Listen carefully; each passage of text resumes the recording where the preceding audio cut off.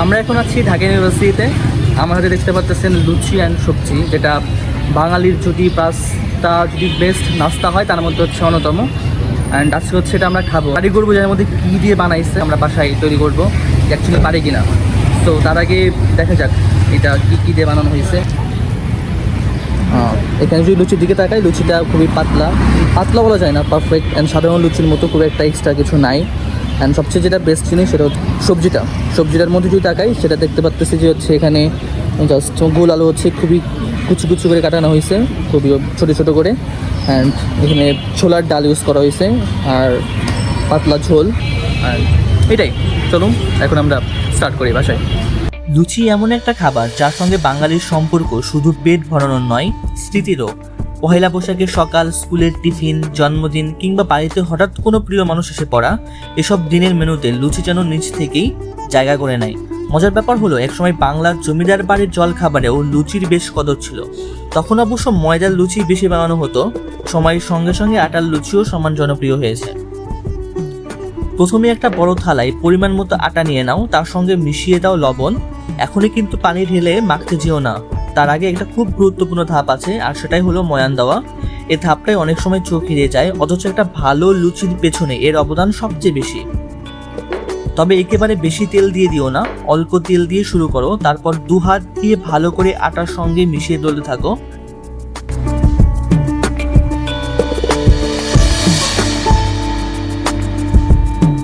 একটু পর এক মুঠো আটা হাতে নিয়ে চাপ দিয়ে দেখো। যদি দেখো চাপ দেওয়ার সঙ্গে সঙ্গে ভেঙে ঝুরঝুরে হয়ে যাচ্ছে, তাহলে বুঝবে এখনো তেল কম আছে। তখন আবার সামান্য তেল মিশিয়ে একইভাবে ডলতে থাকো। এই কাজটা একটু ধৈর্য নিয়ে করতে হবে।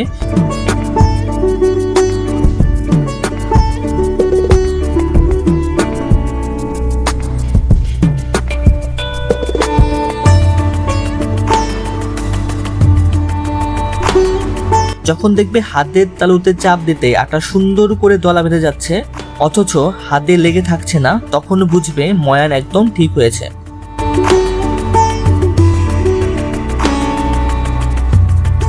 এবার গরম পানি অল্প অল্প করে মেশানো শুরু করো।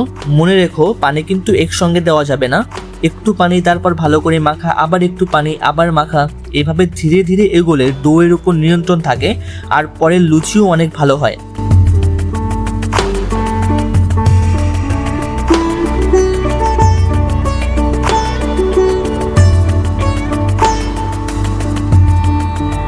যতক্ষণ না দেখছো ডোটা থালার গা ছেড়ে দিয়েছে, মসৃণ হয়ে এসেছে, হাতে খুব একটা লেগে থাকছে না, ততক্ষণ মাখতে থাকো।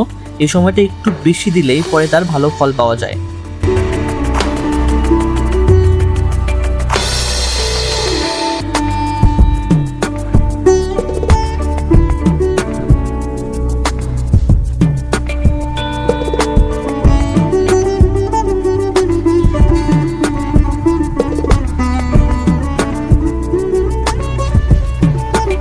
এবার ডোটাকে একটা পরিষ্কার ভেজা তোয়ালে দিয়ে ঢেকে অন্তত আধা ঘন্টা বিশ্রাম দাও। এই বিশ্রামটা কোনোভাবে বাদ দিও না।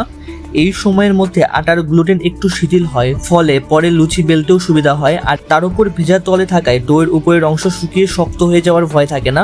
এই আধ ঘন্টার ফাঁকে চাইলে আমার আগের ভিডিও দেখে ডাল সবজিটাও তৈরি করে নিতে পারো, কারণ লুচি যতই ভালো হোক, পাশে একটা জমাটি তরকারি না থাকলে যেন গল্পটা সম্পূর্ণ হয় না। আধ ঘন্টার পরে তোয়ালে সরিয়ে হাতে সামান্য তেল মেখে ডোটাকে আরেকবার ভালো করে মথে নাও।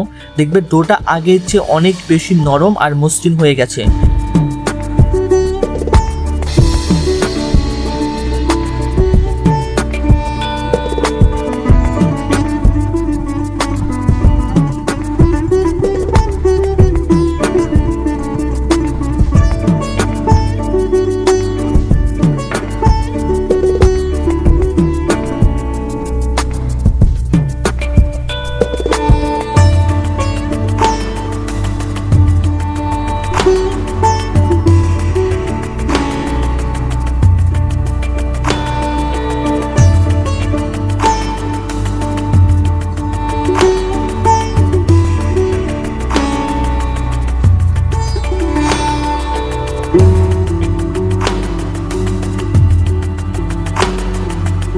এবার সমান সমান মাপে ছোট ছোট লিচি কেটে নাও।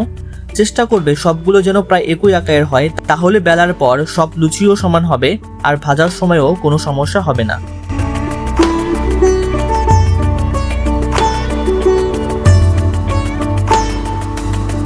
প্রতিটা লেচি হাতের তালুতে ঘুরিয়ে সুন্দর গোল করে নাও, তারপর হালকা চাপ দিয়ে বেলতে শুরু করো।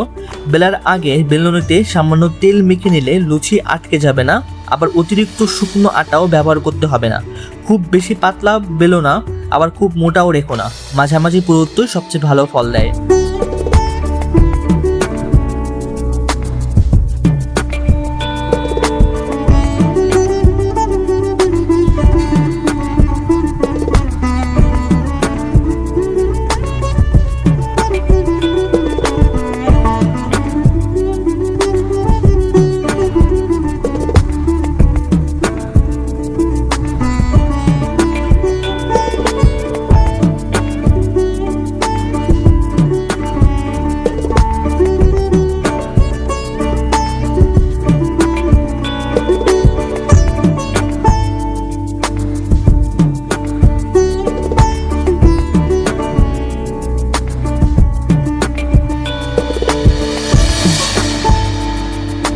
এবার কড়াইতে পর্যাপ্ত তেল নিয়ে ভালো করে গরম করো।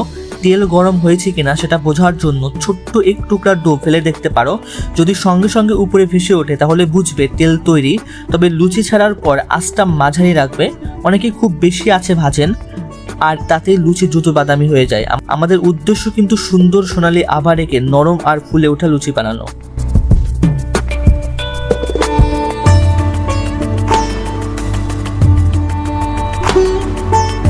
একটা লুচি তেলে ছাড়ার পর হালকা করে খুন্তি দিয়ে চাপ দাও, দেখবে কয়েক সেকেন্ডের মধ্যেই সেটা ফুলে উঠেছে একেবারে গোল বালিশের মতো।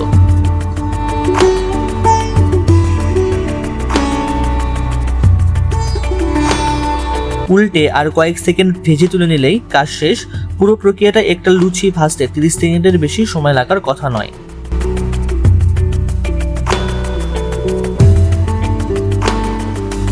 ভাজা লুচিগুলো একটা শুকনো থালায় তুলে রাখো যাতে অতিরিক্ত তেল ঝরে যায়। তারপর আর দেরি কেন, গরম গরম লুচির সঙ্গে ধোয়াটা তরকারি, পাশে পরিবারের সবাই, আর গল্পে জমে উঠুক সন্ধেটা।